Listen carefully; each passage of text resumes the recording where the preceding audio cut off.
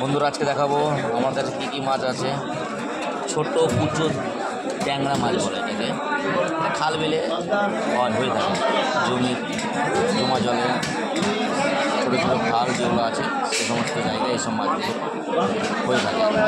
এরপর ছোটো ছোটো বড় মাছ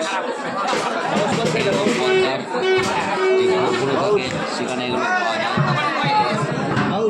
মোরলা বেশ বড় বড় সাইজের মাছগুলো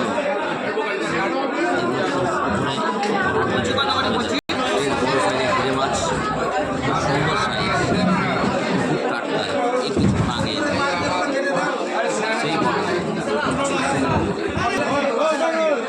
জানতে হয় এখন হচ্ছে, এখন কথা হচ্ছে।